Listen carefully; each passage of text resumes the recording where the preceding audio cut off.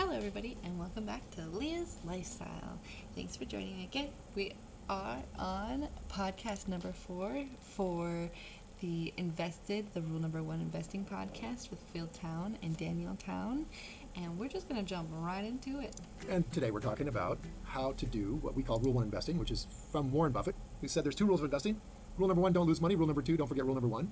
We talk about this in terms of being mindful about our money, about being conscious about our money, tying our values to our money, putting your money where your mouth is. We got a lot of different ways about thinking about this. Yeah, and just figuring out what on earth is going on with all this investing stuff. That's what I want to know. Well, we're starting with the best investors in the world, and Charlie Munger's one of them. He has a track record that's just the envy of investors everywhere. I think a 60-year track record at 20% or better per year compounded.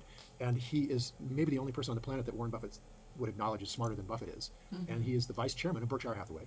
And tremendous intellect about investing. And so we've been starting each of this series with Charlie's own words about the 4 things you have to do to be a great investor. Or I think it's the 4 things you have to know about in order to choose a company. There you go. Is that in order to choose in order to pick a good company. So this would be Munger's and Buffett's checklist for picking a company to put your money in. Yeah. So we've been through the first 2, which the first one was being capable of understanding a company, and the second one was the intrinsic characteristics of a company that give it a competitive advantage. Exactly. Right. So you'll hear those repeated. Okay, so we're going to play them again. Okay. And we'll hear those repeated, and there's 2 more that we'll move on to. Okay, here we go. Well, we may not move on yet. Oh. But We may not move we'll on see. yet. Let's listen anyway. Let's see if we're ready to move on. And it's good, this repeating is really good, because like I've been saying, like we want to memorize this, we want to remember it, we want it to be stuck in our brains, we want to be able to recall it. And the only way you can do that is if we just keep listening to it, keep regurgitating the information, and keep trying to memorize the stuff. So we have to deal in things that we're capable of understanding. And then, once we're over that filter, And I know you guys have written them down, I know I've written them down, but it's good to keep writing it down. Just keep writing it down until you can say it out loud all on your own. have to have a business with some intrinsic characteristics that give it a durable competitive advantage. And then, of course, we would vastly prefer a management in place with a lot of integrity and talent. And finally, no matter how wonderful it is, it's not worth an infinite price. So we have to have a price that makes sense. Right. And gives a margin of safety considering the natural vicissitudes of life. That's a very simple set of ideas. Very simple. And the reason that our ideas have not spread faster is they're too simple. The professional classes can't justify their existence if that's all they have to say. And like we learned, like through the book, through Googling, like we did find out that they're still teaching it. And even though like there's been plenty of proof and evidence and research done to prove that the way that they used to think about the market and how it functions doesn't work. Like they still teach it exactly the same way. So, business schools. I mean, it's also obvious and so simple. What would they have to do with the rest of the semester? Every time we play that, I have to laugh. It's just so funny the way he talks about it. And it's so simple. It's so simple. What's wrong with everybody else? It's so simple that we're probably going to spend, I don't know, hours and hours of podcast time explaining it, how it actually works, right? But to Charlie, it's dead simple because he's been doing it 60 years. So you know the old story about mastery, that you start off when you don't know anything at all. Let's say you don't know anything about investing. You are unconsciously incompetent. Actually, it's better to talk about like learning a sporting skill, like I've been learning polo. If I start off unconsciously incompetent, it's like, oh, look at swinging the mallet at the ball. How hard can it be? You have no idea that you are so far from being able to do this skill set at all. You're just unconscious about it. And it's really quite fun. That's when you're having a lot of fun. If you're a golfer, you don't care. You're just playing. You hit 120 shots, whatever. You get to hit the ball more often. Maybe that's a unique Phill Town characteristic, because when I'm starting a new sport, I'm incredibly aware at how terrible I am at it and how much there is to know and how I don't want to inflict my terribleness on other people unless they really love me a lot or have other reasons for hanging out with me.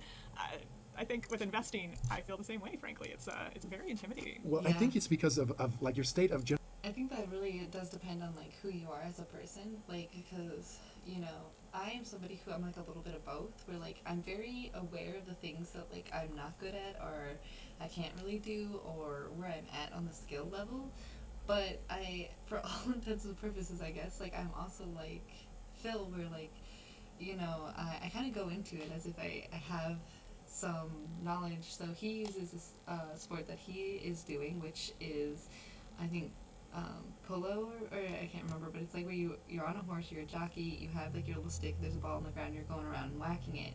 And he's like, I thought, oh, that's easy, I can just get on and do it, but then he found out he couldn't. And see, I was somebody who, when I started working out on the pole, I was like, ooh, I know I'm probably going to slide down. I know I'm not probably going to do that great. I know I'm probably not going to, but I ran at it like I knew exactly what I was doing every single time. Did I pull a shoulder? Yes, a few times. Did I fall on my face? A whole bunch. And I did that over and over and over again until I started looking like I actually knew how to do something, until I started creating some of the muscle to be able to do some of the tricks, until, me watching videos and testing them out and hanging out with friends and trying it, like, really started coming together. So I think there's multiple different personalities here. This is just two here plus mine now. So really kind of, understand yourself first and what kind of person you are, and then you're going to move forward. Then you're going to push forward with like how that's going to function in the world and how you're going to work. So it's very interesting, one, that they both brought up that they have two different viewpoints on this, which also shows why there's probably much more fear for her, and why maybe more emotional people have fear and like don't take those steps forward, and why he, even though maybe there was fear for him in the beginning, it didn't look like it, and he just went right forward with it, and it kind of looked like he knew what he was doing even though he didn't. So get to know yourself a little bit, figure out where you are, and then just remember, just keep educating yourself and always take a step. General enlightenment compared to mine, which would that. be that I am like just always completely excited to start something new, and I don't care. And I don't care because I don't realize I'm so bad at it yet. But that's coming. You start right in the next stage of competition. It's so funny because that's where I'm like, I know I'm not gonna be that good at it, but I'm like, well, maybe I could be. Like sometimes you start something and like you are naturally good at it. I was like that with cross country. I didn't know how bad I could have been at it, but I didn't question that. I was just running, and I was naturally very good. So you could get into investing, be like him, where you're like, oh, I don't know how bad I'm at it, and then you find out you're naturally very good at it, right? You could be like her, where you're like, oh, I know I'm gonna be so bad. I have absolutely no idea what I'm talking about.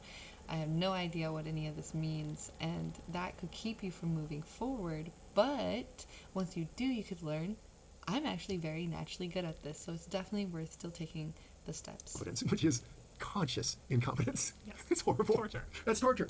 So now, like, I'm learning to play, well, I'm at that place where I don't feel like it's torture. I think that's funny that they both feel like that. Maybe I do, actually, like, emotionally, because, like, when I know things that I know I don't know enough, like, I'm like, I don't get it. But like, that doesn't feel torturous for me. It makes me feel like it's something I want to know. It makes me feel like there's something there that I need to know. And though I might not take all the right steps forward right away, I want to. I'm consciously thinking of how to, oh my gosh, I am horrible. I can't sit on the horse right. I'm hurting my horse every time I tell him to do something. Well, I'm not hurting, but I'm making him a worse horse, right? Because I'm not steering him properly with my legs or whatever. I can't hit the ball right. Everything's wrong. That is conscious incompetence, and it's a horrible phase. But if you persevere... Because all you can do is see all the mistakes you're making. Yes. And you can't see how much you've progressed, which I know because you've been playing polo incessantly now for a while, and I hear about it a lot. You've been really progressing a lot. You've gone from knowing zero to being able to play a game. I mean, that's awesome. It is actually coming really well. along. Yeah. And I'm starting to see the glimmers of the third stage of competence, which is consciously competent. I'm aware of how to do it. And if I keep thinking properly, now I know I close my legs on the horse, and I've got to get my body out and get my head over the ball. I've got to swing gently. I've got to time it. And for all of our listeners, you are pantomiming now.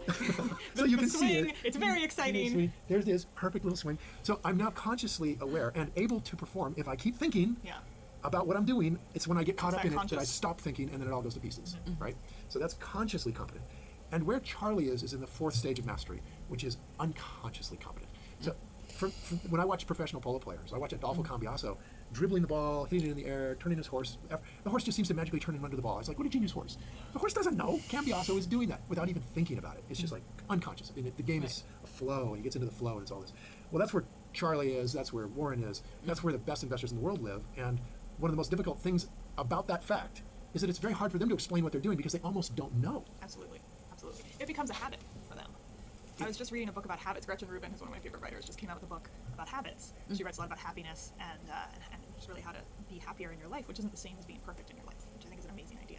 And so her new book about habits is about creating systems in your life that are so automatic that you don't devote any brain power to them, so that you can free up your brain power and your thoughts for other things that you want to be doing. and that could be a really good book. I did write it down it's in her book. I wrote it down. Definitely check that out if you feel like you need some understanding around organization. Which I just think is this beautiful idea of like, let's just automate ourselves. Like, give me an example of something like that. Any habit. So you want to make your bed every morning. Okay. Right now, let's say you don't make your bed every morning. You have to think about it every single morning. Oh, I gotta leave the house soon. Did I make the bed? No, I didn't. Now I have to go make the bed. I really don't want to. I'm still gonna do it. There's all these steps and literally all these thoughts in your mind that you have to go through, and it's taking up thought space that could be devoted to something else. Do you actually go through this process of, oh my God, I have not made my bed? Well, it could be any habit that you want to I'm just curious. develop. If bed And I think that's so funny that he's like, he's like, do you really? Because like I just make my bed, and I think, and he probably even is questioning it because like he probably doesn't feel the same way. Like for him, he's probably more neurotypical, and I think the thing around that is that for me, everything is like that, and I think it will always be like that. When I wake up, like there's days where I'll completely forget that I've taken my pills. I haven't taken them. And so like if I need to consciously for everything be like, did I do this thing? Is this thing? The habits are created a little bit differently for me, and they create a strain on my willpower and like mental space. So you really have to figure out what's most important for you, for especially autistic people, and make it smaller if you can. So what she shares is going to work for some people. What he shares works for some people. But if it doesn't work for you, there is alternative ways. There's other books that will help you. So just look for like habit building books that work for who you are. If you have ADHD, if you have autism, if you are neurodivergent in any form, just there are opportunities for us all. making is like a thing. I'm trying to make my bed more often. It's an excellent point. I'm glad that you pointed it out. Yes, I am trying to make my bed more often because there are studies that show that people who make their beds in the morning are more organized in their life, and I would like to be more organized in my life. Well, that's and pretty it's a simple cool. thing to do. And But is that a little bit like most people die in bed, so just make sure you don't sleep in one? no. No, it's not the same. No, it's Okay, not I'm like that just at all. curious. No. But to make this on a less Morbid. trivial scale, a lot of people want to lose weight. And they Yes. spend a lot of time thinking about it, and we have $1 billion weight loss industry in this country, and entire aisles of the grocery store devoted to it, and there's so much mental energy devoted to weight loss. And so figuring out the way that works for So you true. to make better food choices or eat less, or whatever it is that you need to do in order to actually lose the weight, exercise daily, whatever it is that you're struggling with, and maybe it's all of the above. If you could devote less mental energy to it, if it becomes a habit, if you don't have to think about it every single time, you know you're going to do it. Well, that's probably what Nutrisystem. And that's the thing is, like, again, I'm going to say, for all us non-neurodivergent people where habits are much harder to make, where we may never see that you don't have to think about it moment, that's okay. Just find the way that works for you. You don't have to come to that conclusion where it doesn't happen for you, like where it just happens and you don't have to think about it. That's fine. This is their neurotypical life. They eventually it's going to become that habit. So for some people it just never happens, and you're going to have to think about it all the way. So just find a way to take it off as much of your mental space as you can. So that way as much of your mental space is freed up from it. But that's all you can do. And there's books out there, there's audios and podcasts, so just do what you have to do. Systems bases their entire moat on, their brand moat, which is that we will provide you with a brainless pile of things to eat. Any food delivery service, exactly. Zone meals, whatever. Yeah. It's just boom. That's why there people it do is. juice fasts. It's so much easier than having to decide what you're going to eat. I've done a 3-day juice fast, and you've done juice fasts. I actually don't really like them personally for me, but what I noticed when I did it was how much it simplified my life. Yeah. And that was something I didn't expect at all. But I didn't spend any time thinking about what I was going to eat. I didn't spend any time preparing the food. I didn't spend any time eating the food. I didn't spend any time cleaning up after the food. I didn't spend any time grocery shopping.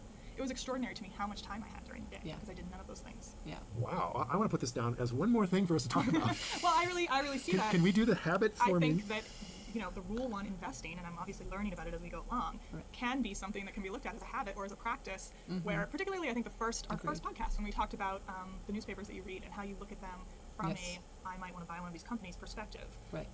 It's a totally different way than the way I currently read the news, and it's such a simple shift, and it's just a mental shift of intention. That's all it is. And remembering that intention is a habit. Yes. This is really powerful. It's one of the most difficult parts of becoming a really successful investor. Is to figure out how to bake in the things you need to do every day.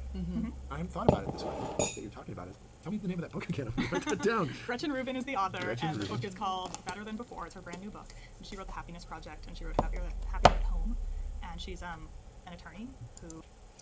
Let's check this out real quick. Make sure that we have the book right. Gretchen Wills. Just want to make sure.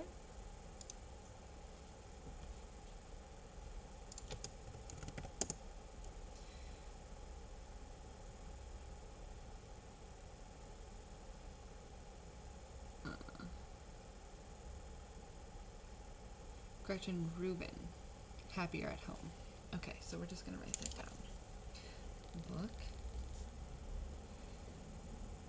Gretchen, Gretchen, Rubin, Rubin. I'm almost positive we already have this book down. Happier at Home. We're just gonna look into reading it. Okay. who clerked for Sandra Day O'Connor, and it's really intelligent, and I highly recommend her work. I would highly recommend we get her on the podcast. She just started her own podcast called Happier. Well, So there you go. There's a plug for dang. Gretchen Rubin. All right, plug I for just saw her Gretchen. speak at the Tattered Cover in Denver, and it was great. All right, we need to talk to her. So we should talk to our producer. You're laughing. It's probably one of us. How about you do this one? How about you get Gretchen? Gretchen, we would like to have you on the podcast. Gretchen, we need you on the Let's podcast send so out we can a talk call about to the world. Gretchen, we want you to talk to us about what would you call what it is she does? Is this habit forming or She what? calls herself a behavioral essayist, which I think is really interesting. Behavioral Behavioral essayist. essayist. Yeah. Well, are we doing like What is that? behavioral investing or how would Maybe we are, I If don't we know. asked her like to, teach us from the point of view of an investor, Mm-hmm. how do you develop this thing into this new behavior? I mean, I don't know if she would know the answer to that. I think that's more your realm. Well, of we'll how give her a an week. investor- I'll give her a week to take. The point is, you can read her books. Anybody can read her books, and I think not just her books, obviously, but that kind of intention and that building. kind of view of kind of the psychology of investing is, I think, very applicable to number one And- investing, particularly for people. You know, outside of this book that we've been getting them, I have some underneath my desk that I like to read. We're gonna read plenty of books. Within those books are more books. I'm sure we're gonna find them as we're going along. But definitely, if you need a habit building, make sure you're doing it specifically to who you are. Again, if you have ADHD, autism, or neurodivergent anyway, if you know you have OCD or anything like that, find habit buildings for. Just Google it. Habit buildings for do. I promise you, in the library, you can read them for free. You can buy them on Amazon. If you have Kindle, like you probably use one of your monthly book things for it, you will find one that's perfect for you. Who, like me, have no natural interest in investing or in the markets. Well, I gotta tell you, you come by that Natural. honestly because I never did either. I mean, It I've does, never yeah. had any natural You interest like in to say that, but that is not true. it. It in is my true. experience. Come on, you weren't around when I was a river guide. Okay, fair enough. When you were a river guide, you were not interested. I can accept Totally that. not interested. When But you came around, I got interested. You love reading this stuff. Well, I decided I needed to put, clothes on your little diaper body, and I needed some money. And river guiding, Yeah, right. I need some I love money. it, but $4,000 a year really is probably not going to cover a family's expenses. Exactly. Just saying. Exactly. So you got me motivated. Carrying you around as a little squirt get motivation. was really something. I had no idea how that was going to hammer Motivation my head. helps. Man, Kick you in the I'll butt. tell you what, you guys out there, you want to get motivated to be an investor? Go have a kid. That'll do it. Or don't, and just Or do don't. things. Okay, well, there's the We other don't side. all have to have children. This is to true. Make us do things. Fair enough. Fair enough. Well said. Probably a terrible reason, actually. Forget what he just said that. That is really true. What is? That it's going to be a terrible reason to get your life together. It is. Is to have a kid. A lot of people do that. That's Scary how it thought. works. Yeah, true. I guess. So Gretchen Rubin, you're going to get her for this. It's not that it just happens, is that people think it's the next step, right? They go to school, get a good job, get married, have a kid. It's like a step thing. They think that's how it works. I've never followed that. I tried to go to school. I didn't like it. I became an entrepreneur. I became an online influencer. I became a streamer. I became an alternative finance maker, right? I'm not a traditional income creator. So, and that's one reason that I'm getting into it now is because that's my kick in the butt is all these other things that I've tried. As much as I know I could be successful at them, I don't enjoy them as much. This I enjoy the most, but I know it's going to take time to build everything up, to get, and I've been kind of slow and not consistent with it. So this is helping me become more consistent in something that I do enjoy doing. So, find your kick in the butt. This podcast that rocks, and she's going to help us figure out together how we're going to do this kind of investing as more of a habit, form a habit about it, which I love. But we need to kind of come And I back think in. that we can discuss that without Gretchen Rubin as well. We can. But I'm going to read her book right off the Yeah, bat. totally. I think it's a great book. So all you guys should go read her book too, and then we'll all be on the same page, literally. So let's go back to Charlie, because I'm not sure we were entirely done with the idea that there are intrinsic characteristics that give a company a durable competitive advantage. And this is something we call moat. We didn't make that up. Warren Buffett made that up as a metaphor for seeing that the company is protected in some way from having its profit margin shattered by price wars and competition. And so you want a company that's got these intrinsic characteristics. We talked about 5 of them: brand, secrets, switching, toll bridge, and Write those down if you don't remember those from last week. We did write them down. I want to make sure podcast. Yep, we did. Brand, secrets, toll bridge, price, and switching. Those are like the last things that he talked about before we got price. off. I mean, there's some companies that were involved in all those things, but you get right down to it. You got to ask yourself, how do I know it's got this thing, right, that I need, this intrinsic know? characteristic? What is there some objective way to know that? Would be Yeah. a pretty good question. And there is. Yeah. There I is. didn't even know we were going to get to that kind of actual practical Like question. down into the That's dirt. Right. Well, I don't want to go too deep into it on a podcast, but let me just say that when you look at a business, there's a language to it. Yes. Like if you ever wanted to play an instrument, there's a language of music. The notes go into those little line things. Okay, so I don't know the language. Sheet music. Sheet music. I knew there had to be a name for it. And business is like that. It has a language. And so one of the things that most intimidates You gotta people learn to read about it. going to foreign lands is they don't speak the language. Yes. Absolutely. Right? Absolutely. So having a guidebook that explains how to speak the language and getting a little experience with it, Right. so you can find the I like bathroom that or whatever. metaphor. Something you need to get to. Where's the gas station? Yes. You don't need a lot, and you can get around pretty good. Yeah. If you can pronounce it properly. And the good news is the language of business is kind of in English, but it's also in a language of Only numbers. kind And of. those numbers fall into 3 major statements about a company. Oh, yeah. Yes. So last time you mentioned Probably these numbers, and I thought you were skipping over the 10Q. third principle. But you're not. We're still on the second principle. We're still on the second principle. Okay. So we're still talking about 10K. the intrinsic characteristics that create a durable. We competitive are. advantage. We Okay. are. All right, go Because this ahead. is really key. This is a secret that you got to know. Okay. This is one of those secrets that Warren Secret. Buffett's had out in the public now for 50 years. But people Public. gloss over it because there's so many things you could think about when you're looking at a company. I feel like it's So I'm going to something dial we it write down down. to the one thing Okay. you need to look at. All right. Part of identifying that this business has intrinsic characteristics that give it a moat Part of is this number. This number is, imagine that you have put money into your bank account. Okay. It's a savings account. And that savings account is going to pay you a set amount of interest. Let's say 0.25% a year Okay. in today's market, right? So you have $1,000 in there, and every year it grows by $25.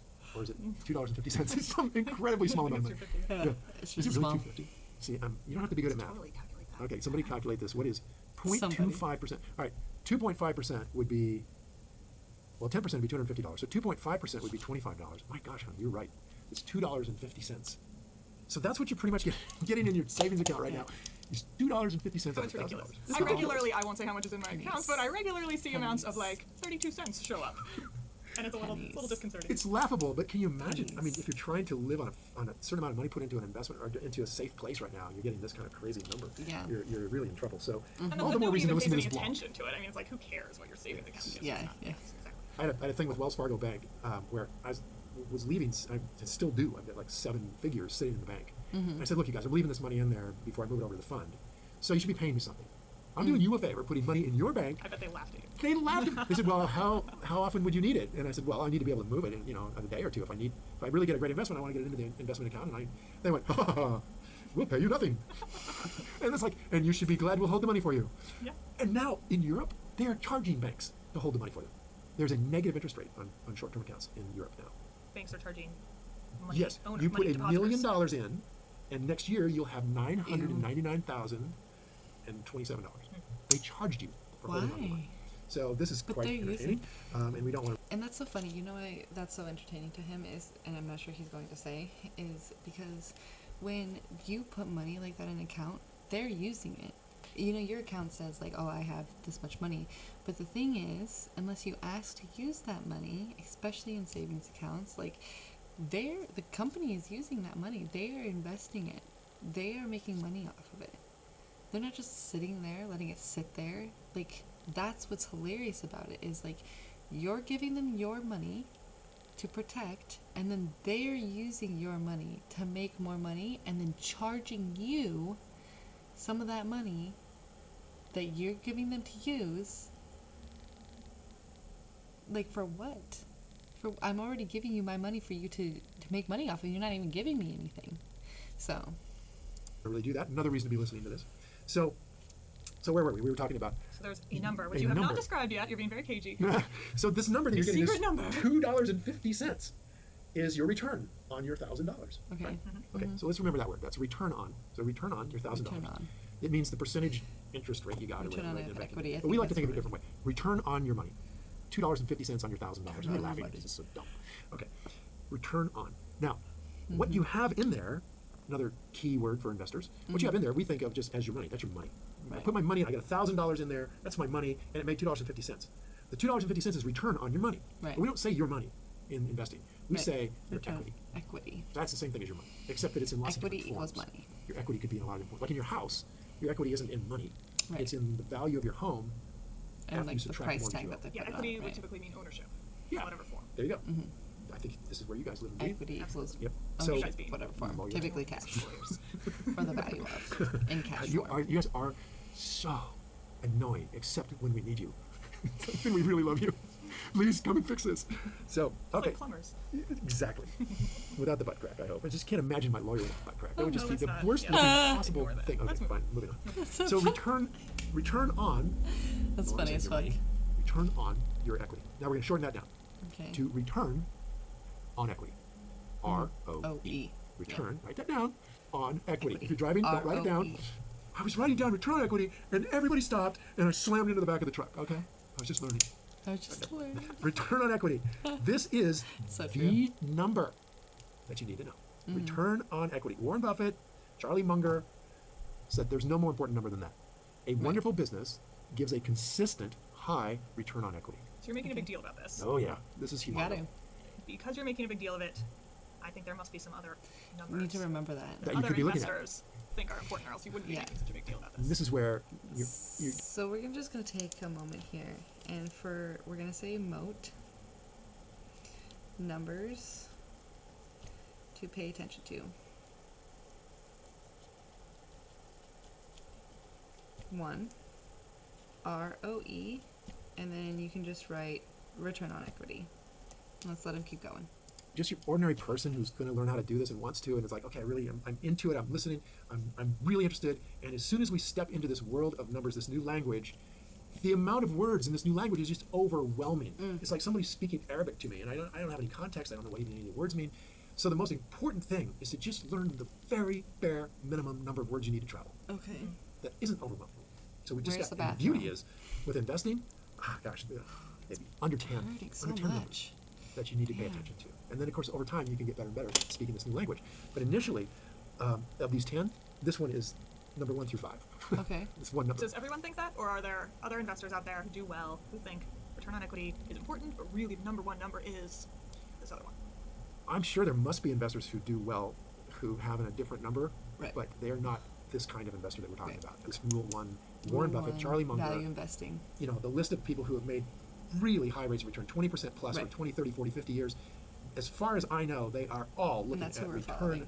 on equity as the First. primary number. Now, if I got any First. argument from that, pushback here from some of my listeners here, it would be that, oh, there's an even better number called return on invested Well, that's capital. what I thought you were going to say, but return on equity, I get why you're saying it, because It's easier, well, and maybe I'm wrong in the definitions of these, but equity is your entire amount of ownership right? that you have in the bank, let's say. Right. Whereas your return on invested capital is what you actually invest, the money you actually invest versus your total. Is that right? No, close. Return on invested capital is the same thing as return on equity, but in addition to the equity, your $1,000 is the money you also borrowed.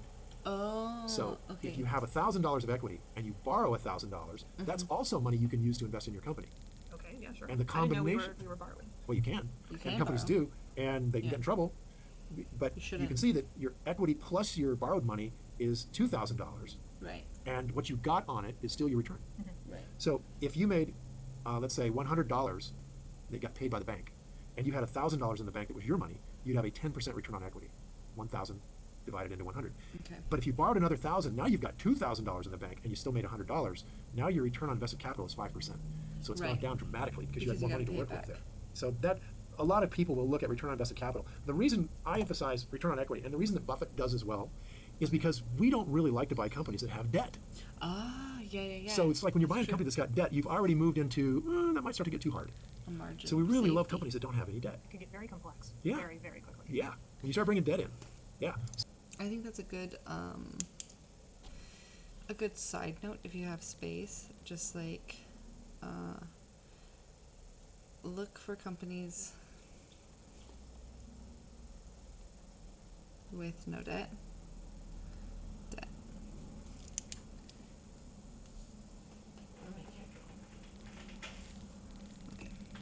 So when we're starting out, we're going to focus on companies that don't have debt. And if you don't have any That's debt, why return on equity is the number. that's why return on equity is the number, because return on invested capital would be the same number. And we don't have to bring up all that stuff about, oh, we got debt, which one is it, and how much, and all that. So no, we just go return on equity, and we want companies with no debt. Got it. There we go. What was that Vonnegut word that you said? Grokking? A grok. You grok? A grok. Oh yeah, we got grok going. Oh my gosh, go ahead, Vonnegut, we're doing this conversation. So return on equity is the one we're going to focus on, Okay. because we're novices at this. We don't want to complicate our lives. So Right. return on equity, and then the second number is how much debt is there, and how much is the right amount? 0. None. Perfect. We have no debt. No debt. Oh, okay. So my original thought, which was that your return on invested capital was the return on your deployed capital. Yes, Is that that's relevant correct. in any way? Yeah, that's exactly the way. Or you does could say. ROE automatically, is that only a number on your deployed capital, or is that, do you calculate it based on everything you have? All right, you're taking us into the weeds now. Okay, sorry. Oop. Because, but to answer your question, deployed capital and invested capital are the same thing. Right. Deployed Right. capital invested. I'm So, asking same for thing. return on equity when Okay. someone calculates that, say personally, if I'm not, Actually, but if I let decide me- to go invest. I'm going to back up on myself here. Okay. I should have called myself foul. What happens is you get a company like Apple Computer, and they might have $100 billion in cash Right. that they're not doing anything with because they Right, don't really know exactly. what to do with it Exactly, yet. yeah. It's not deployed capital. Okay. And really, in fairness, you should take that out of the equation Right. and see how are they doing on capital they're actually using to build the business and all that stuff. Right. But really, Apple, if they're not using the $100 billion, should give it back to me. I want the $100 billion. Let's say I'm the owner of Apple. Right. And these guys are saying, yeah, gee, Phil, we've got $100 billion we're not using, but we're just going to keep it. I said, wait a second, that's my money. Yeah. Well, I can understand that there are business reasons to keep some money in the bank. Yeah, but if it's my money, I should have a choice. Especially if you have no It's debt. my money. All right. If I own 100% of Apple, we Oh, would you own 100% of Apple? Oh, I missed that part. We would certainly have a discussion with Yes. Tim Cook and say, Yes. okay, Tim, you better explain to me why you're camped out on my $100 billion and I'm not. I want to camp out on it, and if you need some, we'll give some back. Okay, so Right. why don't you just cough it up? But as shareholders, we don't Which get to do is that. Although dividends. Carl Icahn is in there at Apple, busily saying exactly that. Give me that money. So When they do give that money back, it's considered a dividend. And I know some people look like specifically for companies that do give out dividends, but you have to be careful with that because sometimes dividends are given out without the company actually having the funds to give them out, and they'll give them out to keep the people who are investing into it feeling like the company's doing good. And there's actually, I can't remember the name of the companies, but there's actually a few companies where for sure they did that and then they went bankrupt. So just saying, be careful with that. yeah, you can get all in the weeds with deployed capital. So let's stay away with that and just say, okay, return on equity is just the whole enchilada, whatever you have left. Whole And enchilada. where do you figure out your equity? Well, you go over to, there's these 3 statements that they write up for businesses Okay. that you'll need to start to become a little bit familiar with. Okay. The first one is called the income statement. And that's Income like, statement. if you're, Let's write it's that. like basically saying how much money, So underneath ROI, you're gonna make a little like an income statement. Okay, let's see what he says. are you making coming in? How much revenue do you have? Mm-hmm. And then how much expenses do you have? You subtract the expenses from the revenue, and what you're left with is Expenses from the revenue. Oh, wait, I feel like I missed something here. Let's go back. how much revenue do you have? A little And that's more. like, if you're, it's like basically saying how much money you need to start to become a little bit familiar with to figure out your equity. Well, you go over to, there's these 3 statements that they write up for businesses Okay. that you'll need to start to become a little bit familiar with. Okay. The first one is called the income statement. Right. And that's like, if you're, it's like basically saying how much money are you making coming in? How much revenue do you have? And then how much expenses do you have? You subtract the expenses from the revenue, and what you're left with is your profit. Okay, so that's the income statement. Expenses. It's a little bit just like figuring out what do you got left at the end of the month. You know, the second one is a balance. Wait, okay. So he said income statement, making revenue, and expenses. Take expenses. Expense minus revenue equals what do you call it? We want to make sure we use the same language. Okay, so that's the income statement. How much expenses do you have? You subtract the expenses from the revenue, and what you're left with is your profit. Okay, profit. Profit. And that is your income statement.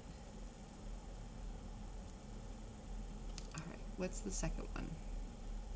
Okay, so that's the income statement. It's a little bit just like figuring out what do you got left at the end of the month. You know? The second one is a balance sheet, and that's the one that has what do you own, Balance what do you sheet. owe, and what's left after you subtract what you owe from what you own. So if a Okay, so take what you owe minus what you own equals, what do you say? what do you own, Mm-hmm. what do you owe, Mm-hmm. and what's left. And what's left? Okay. After you subtract what you owe from what you own. So if a family were to do a balance sheet, you'd basically add up what's the value of our house. Okay, we get $400,000 for the Right. house, and we've But got this two is gonna be cars, with they're $20,000 companies. each, and you got the furniture, and your grandma left you a lot, and you add up the whole thing, and it comes out to $500,000. Okay, that's assets. That's what you own. And then Assets. liabilities are what you owe, and you owe $5,000 on each car, and you owe $300,000 on the house. So you owe $310,000. That's your liabilities, and what you have left in this case is $190,000, owe. and that's your equity. So that comes off the balance sheet. That's what you actually own. That's what you actually own. All right. And then the third statement. Okay.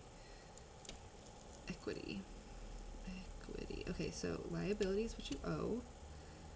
Assets is what you own. And what's left is equity. And that's your balance sheet. Is called the cash flow statement. And essentially what this tries to do is Cash. match up So the last one is cash flow. Cash flow statement. Okay, let's see what he says. what you have in the bank, which is your cash, so that you know that your bank. And essentially what this tries to do is match up what you have in the bank, which is your $80,000, and that's your equity. So that comes off the balance sheet. That's what you actually own. That's what you actually own. All right. And then the third statement is called the cash flow statement. And essentially what this tries to do is match up what you have in the bank, which is your cash, Okay. so that you know that your bank account balances with your books. And that's because public companies all use accrual accounting. And I know this is really going into the weeds, but the essence of accrual accounting is that it allows you to say that I got money from selling something when they haven't paid me yet, Right. which means Accrued my bank accounting. account isn't going to balance what it looks like it is on the income statement. So they have to have the cash flow to balance it all out. Let's not go too far into that right now, okay? Okay. Yeah, let's not. But those are the basics. So we got equity, which is you take your assets, subtract your liabilities, you get your equity, what you own, and you're dividing that into your earnings, which is Okay. your sales revenue minus your cost. Sales, or so earnings. He says earnings. Earnings, which is sales.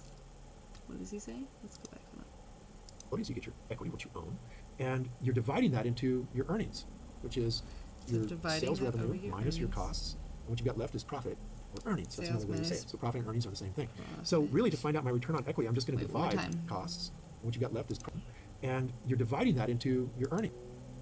Okay, so just put equity over earnings. Which is your sales revenue minus your costs, Minus cost. Cost. Sales revenue minus cost. and what you got left is profit or earnings. That's Okay, profit. Profit next to your earnings. another way we say it. So profit and earnings are the same thing. So really, to find out my return on equity, I'm just going to divide what I own in the business into my profit for that. Okay, return. And so this equity over earnings is ROE. ROE is equities over earnings or equity over profit. that year. All right, so write this down, you guys. Here's the magic number. We want that number to be above 10%, and we don't want it dropping. Okay, so we want our ROE. We want ROE above 10%.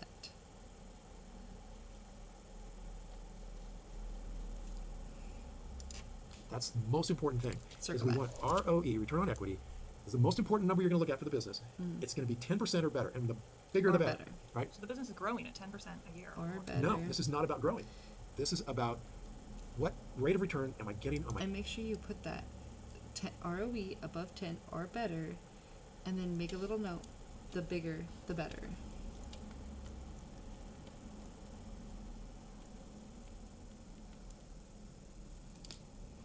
Okay. my bank account every year. is it getting bigger or smaller? So let's say year 1, my bank account pays me 0.025. Year 2, it pays me 1%. Year 3, it pays me 2%. Year 4, it pays me 5%. So every year, I'm getting a higher percentage return on my money for whatever reason, right? So with a business, what we see in a good business is that they're getting, let's say, a 20% return on equity. Okay, 20% return. And they've been getting that on average every year for the last 10 years. And every year for the last 5 years, they've been getting 21%.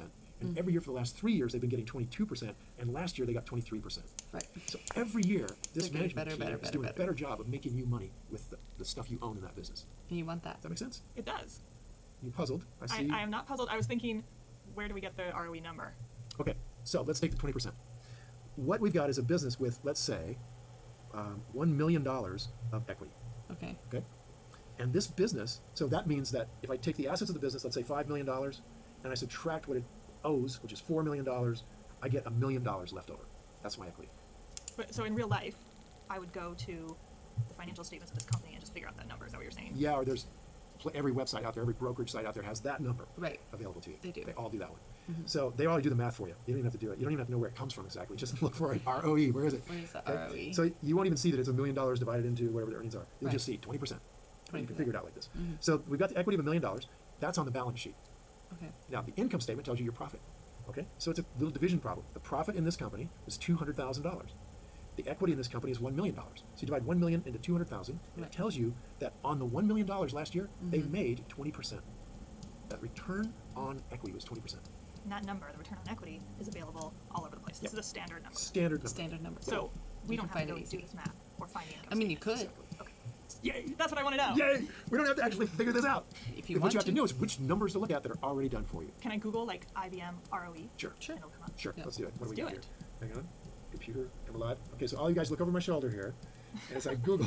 Oh, let's Let's find ignore it. everything he says. He's gonna Google it. So let's see what it says. IBM ROE. Alright. And I hit the little go button. Okay, IBM return on equity. This comes from ycharts.com. Let's It's see the first thing that see came what up on he's- Google. It says, and I haven't even clicked on it, it's just sitting there as the summary. It says IBM has return on equity TTM of 72.51%.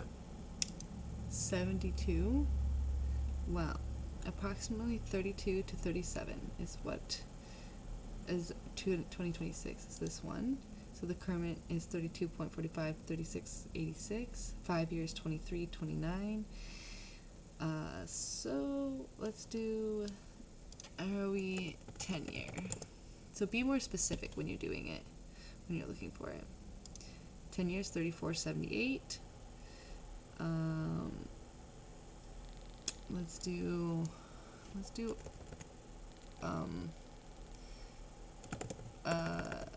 beginning of year to end.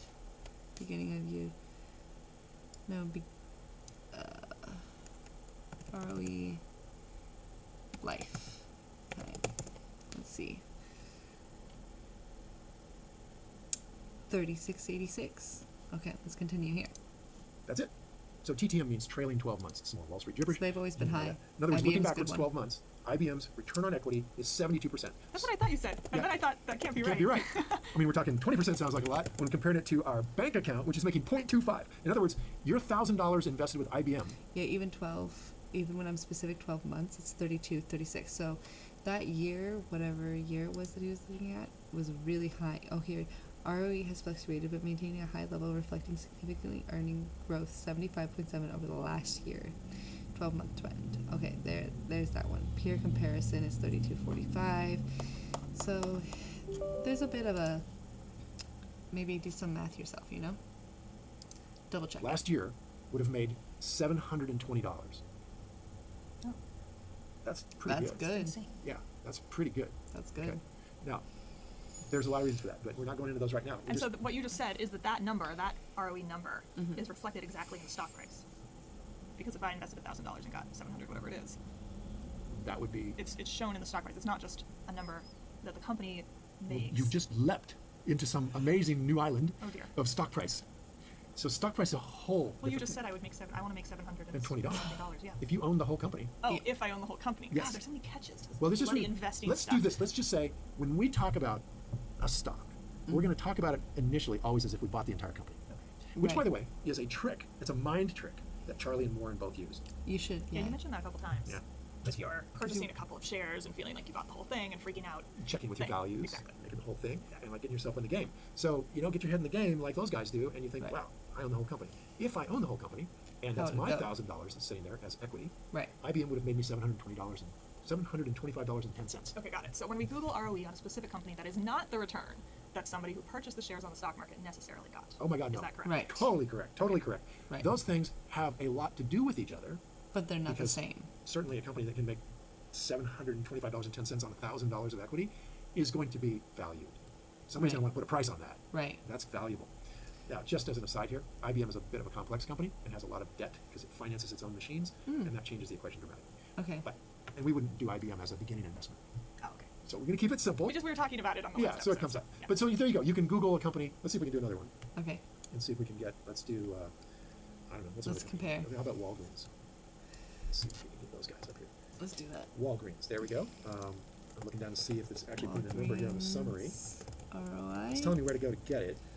Yeah, I mean, that's another point. Is ROE. IBM is a blue Sorry. chip, huge company that's been around for over 50 years. 100 years. Oh, yeah. No. Oh, yeah. Before computers? Oh, Tom Watson went to work there in like Let's see, 1914 or Walgreens. Oh, I didn't something. know that. Oh, yeah. Yeah, pre-computer. They were a punch card 500. company for Oh, you didn't figuring mention out that. numbers. Yeah. That's so interesting. Well, I just punched that Google thing. I said Walgreens, ROE. I shouldn't say Walgreens. You know what I said? SP I said 500. WAG, Oh. which is the symbol for Walgreens. That's what I'm like. which helps. WH. But if you put Walgreens, it'd probably come up too. If you didn't know the It symbol, you doesn't. could put Walgreens stock symbol, Oh, that's and it'll easy. tell you. Stock symbol. So I Googled it. I said, okay, their return on equity. See right here? So Dan, I know you guys can't see this, but Danielle's looking at it. Walgreen Company, ROE. So you ended up on wikiinvest.com, which is a really useful website. I've hardly ever been there before. This looks pretty cool. I didn't know that. I just picked the first one on the list. Yeah, I mean, obviously with wikis, like, be careful, buyer beware. But You might want it to check can it a be couple helpful. places before Yeah, you for- pile your money on that. 100%. Petco. In fact, of course, we're going to be talking about doing your research more.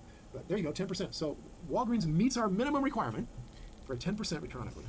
Now think about And that. for so a you second. get that number, and that gives you the green light to go ahead. To go ahead. It's like a gatekeeper number. Yes, Well- yes. So for beginners, we're just going to say, let's not do hard, let's do easy. And a company that has a consistent, over time, return on equity of 10% or better qualifies to go on to do more. What does over time mean? 12 That means months. consistently over a period of time. And we would like to That have. is true. That is what it means. How many years? How many years would be? I would like 10 years minimum. 10 So years that from now. automatically crosses out any company that was created less than 10 years All ago. the ones you work on are X'd off. Okay, so Walgreens from May 31st, 2025 is 81%. Or does that say negative? Negative return on equity. Wow. So they're not good. Do not do that. Let's do 10 year. 10 year ROE. See, 10 year declining over the last 10 years. Wow. Failed pivot attempt. Walgreens is not doing good, folks. It is not one. They have been negative 80% in the last year. That's insane. I wish them luck. Well, all the ones that are exciting and new, and Google, and well, Google's probably was created Google's 10 right. years ago. But But let me ease your mind, because those are so much fun to dig into. Right. And potentially gold mines, right? Right. Because if you get it right, they can explode. So the way we structure our portfolio is to have a small part of our portfolio available to invest in what we would consider risky businesses. So a business that has not been around for more than 10 years, we consider risky because we really don't have a roadmap of where this company's been. We don't know that the management is consistent at delivering good, consistent, predictable results Right. that reflect the fact that they have That's intrinsic why you need 10 characteristics, years. which give them a durable competitive advantage. Starting to go. If you don't have the 10 years, then you don't have the time frame to see if they are able to create anything. So that's why you got to be careful with startup business and stuff, because even though you think like, oh, they have a good moat and all this and that and that, like if they don't have proof that they can maintain it for a while, then they might get sucked under by another large company or by an event or who knows, you know? Together. Whoa. So this consistency over time the helps- number shows. shows consistency. Consistency. So that would tell We us that, all wow, need these it. guys have been around for a decade or more, plenty long enough for Consist- competitors to come in and say, wow, that's a really good consistency. market these guys have. We should come in there and take it. Which they would do is the moment they could do it. Yeah. Right. If they've got a big return on Well, equity. and a word Right. Charlie used is durable. So what these 10 years shows is the durability. Durability, interesting. consistency, and Well said. durability. That's exactly right. Kind of equal. So we go 10% return on equity, 10 years, and it's staying at 10% or even getting a little bit bigger over time. Right. Would indicate to us that the management team is on our side as shareholders. that they're not pillaging the company and making bad investments and allocating the capital badly that we've left in the company, Right. and making less and less on it every year. What if 10 years ago they started out at, let's say, 20%, it went to 15, it went to 11, it went to 10, went back to 15, back down to 12, kind of like a constant downgrade, but always above 10%. Constantly downgrading, but they're coming in. I would be, if they were at 40 and had gone to 20, I wouldn't be so concerned because they're Right. getting It's just all bigger. good. Right. Assuming It's they're getting bigger, right? Okay. And those are very good numbers. They're just getting bigger. Right. I would want to know a little bit about why that was happening, right? Right.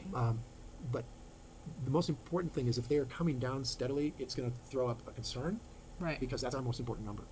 And here, let me tell you how they wreck a company. You get somebody from Harvard Business School who doesn't really love this business. What they're in it for is to get a bunch of money and have a nice house on Long Island. Lots of people Yeah. from Harvard are very nice and care about their companies.